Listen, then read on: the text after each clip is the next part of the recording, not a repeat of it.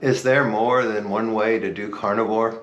I believe there is, and neither of them is wrong, but let's discuss whether you should prioritize protein or prioritize fat, and when maybe you should do each instead of whether. Because I think as you progress down this journey, you're probably going to do both at some point in time. I'm Chip. This channel is Carnivore-ish Chip. And let's talk about my journey, 6-year plus journey on the carnivore way of eating, and what I've learned over, I guess, the last 10 days since the previous video went up. And I'm actually pretty glad I posted that one, because its main premise of the truth I've learned about carnivore is it depends. It depends on you, it depends on your body, it depends on your baggage, it depends on your health and how far into your healing journey you are. And that's really why you do a carnivore diet or way of eating. I don't like to call it diet, I shouldn't have used that word.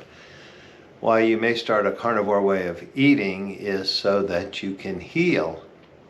And there's many things we need to heal from, but almost all of them are a result of metabolic syndrome, which is basically a result of insulin resistance. I got binging the videos from my trip to Denver in 23 for the Low Carb Denver 2023 conference, and I came across one that was the protein perspective. That was one that I actually saw while I was there. I didn't see them all because I was doing a pet sit like I am now. That one was in Denver, this one's in Charleston, South Carolina, or outside of Charleston, South Carolina. So I had to go home. There were 2 smaller dogs there and I think 4 cats. I don't do cats anymore. I've found my allergies are a little too much. And speaking of allergies, I hardly ever have to take an allergy pill here in South Carolina, so that's good. It's not the dogs I'm allergic, it's the pollen. When I lived in Texas, I had to take one a day year round, and I can't remember the last one I've taken here. Although I do generally take a small dose of Benadryl when I go to bed, so I guess that counts as an allergy pill. Or if I get sneezing, I may take a Benadryl. I've had some non-carnivore doctors tell me that that could increase my risk of dementia and Alzheimer's, but I guess it's a risk I'm willing to take because I still do it. I got into that habit when I worked evening shift as a civilian with the police department, because getting off at 11, it's not very easy to go to bed at midnight unless you have something to kind of make you a little more tired. But that's not what this video is about. It's about protein, prioritizing protein or prioritizing fat. And as a 6+ year carnivore, I have generally been prioritizing fat. And I think that's the place you should start. Dr. Chafee, Anthony Chafee, MD is his YouTube channel. And I think that's how he goes on Instagram also. So if you want to find him, he was a professional rugby player for 15, 20 years. And then I guess played it before he was professional, so long time. And he's been carnivore. He was 5 years when he was professional rugby, then he kind of fell off of it, and then he came back, and he's been about 5 or 7 years now. There's somebody walking a dog out there. Have to have the blinds open to get enough light in here, or better light than just the chandelier. But anyway, he says you should have about 80% fat, 20% protein, because his opinion is you need more fat to lose fat, body fat. And I want to say you need more fat, you need more dietary fat, consumable fat.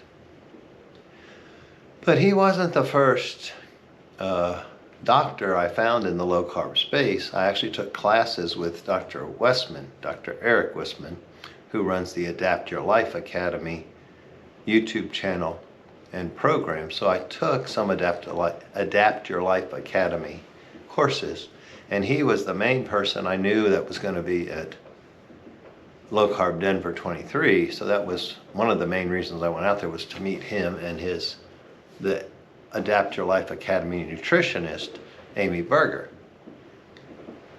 I had taken 1 or 2 Keto Made Simple modules, courses. They call them modules because if a new group starts, they call it module 7, module 8, whatever. And I was some of the earlier modules and then one of the later ones. And Dr. Westman has always said, prioritize protein and don't add fat, because whatever consumed fat, whatever fat you consume, your body has to burn before it can burn stored fat. And I think that's true. I mean, the whole purpose of going carnivore is to get into ketosis, which is burning your fat, which allows your body to heal, because it's not very popular to say this, but most of the diseases of modern civilization are caused because of people being overweight and obese, which means excess body fat. Most excess body fat comes from insulin resistance, which means you have you've had so much carbohydrate intake that your insulin had to go way up to push it down all the time, store it in your fat cells, that a lot of those cells became resistant to the demand of insulin to store it, so then it had to store it in your muscles around your organs, fatty liver, fatty pancreas, fatty heart even. Yes, you can get a fatty heart. I don't have maybe I need an allergy pill. My nose just started running after I said I don't take any. But anyway,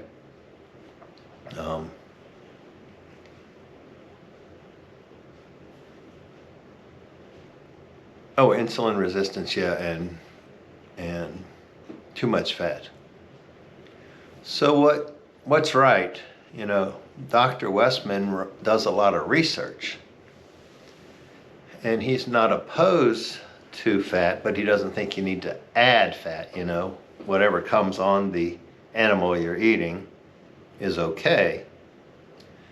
But the video I watched was from a lady named Dr. Gabriella Lion, Lyon, and she's pretty fierce, you know. She comes across strong and forceful, but also she can be somewhat motherly. I got her book and listened to it after the video, so yeah, it's been a while since I made a video, my own video, I think 10 days.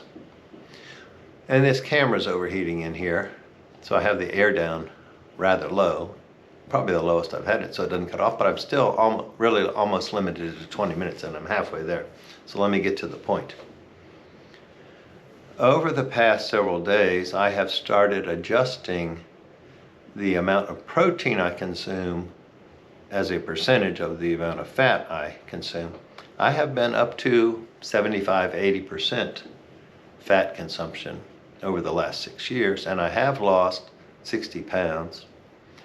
And I'm not going to, I'm not going to swing the pendulum all the way to the other side.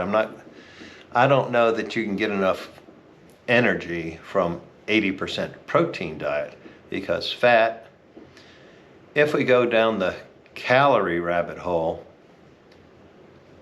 the general thought is that fat has 9 calories per gram.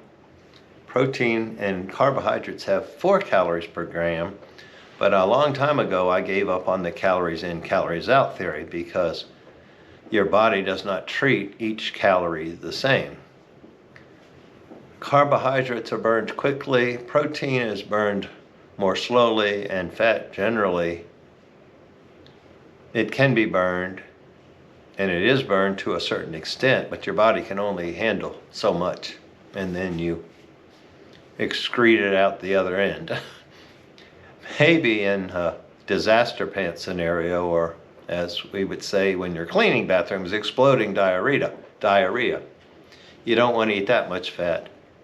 But you do want to have enough. A lot of the vitamins you need are stored in the fat, so you can't go 100% protein. But what caught my mind was it's a thing, and I think it's another type of carnivore diet, so we can have the high fat kind of carnivore diet, we can have the higher protein carnivore diet, and we can have the protein sparing modified fast type of carnivore, which I think is the higher protein one, which I have not spoken about in past videos because I'm just learning about it. But what I liked when I went down that rabbit hole was that it is said that if you want to lose weight rapidly, that higher protein is the way to go. And I've also heard that as the higher fat heals you, because you're getting more of those fat-soluble vitamins, it's making your hormones work better, that you may want to transition to more like a 50-50 protein to fat. Still keeping your carbs under a total of 20 total carbs per day, or 30, or whatever works for you. Dr. Westman teaches 20, Verta Health teaches 30. The definition of a low-carb diet in some of the research studies is up to 120. And while I was finishing up my Verta Health, well, before my insurance ran out with Verta Health, my coach was actually saying I might be able to go up to 70 carbs per day without adverse effects. But I've noticed on this higher protein, I'm even lower carbs, because I went to Sam's Club, I think it was Sunday maybe.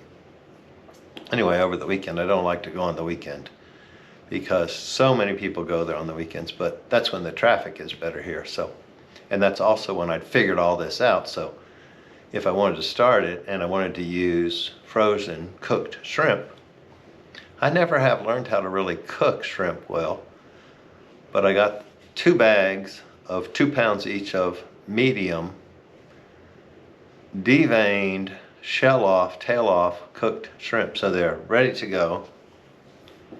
And I got 2 rotisserie chickens. Of course, the chicken has a little more fat and a little more carbs because of the way they prepare it, the seasoning, and I'm sure they inject something in it to keep it more juicy. But I'm making cutting all that off the bone and chopping it up, making a chicken salad, which I add mayonnaise, which adds some fat. So I think yesterday I was because I started making shrimp scampi yesterday. So some butter, a little bit of garlic, and the cooked shrimp. Then you simmer it, and then you put it in the broiler, and it gets it. Hey, I didn't bring my drink in here, which is another issue. So let me try to wrap this up. But today I'm planning to be about 50-50 protein to carbs and see what happens over the rest of this week. I'm actually making this Tuesday morning because I got 20 some minutes in and the camera shut off yesterday, and I don't like abrupt endings. Excuse me. So I would say if you're having stubborn belly fat, if you're not losing the weight you would like to, you may want to try for a few weeks or a few months upping your protein and lowering your fat. That is if you feel like the health issues that caused you concern when you started this way of eating have basically healed. If they haven't, continue with the higher fat. So yes, you should prioritize fat during your healing phase. And I no longer have the metabolic syndrome. If I go back to eating high carb, it will come back and my insulin resistance will come back. So I want to continue carnivore, but I'm just changing out the meats. I'm eating more chicken, I'm eating more seafood, probably more tuna. I have a lot of tuna. It's out of date, but they say that's all right. They say like 3 years out of date, or if it's still sealed and not dented or anything, it should be fine. We'll see. I haven't actually tried any of it yet. But that is a higher protein, lower fat with a lot of good omega-3s.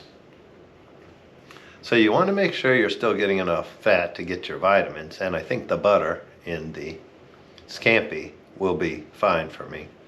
But I'm going to go on and wrap this up before the camera overheats and I have to do it all over again, because I really want to get it posted today.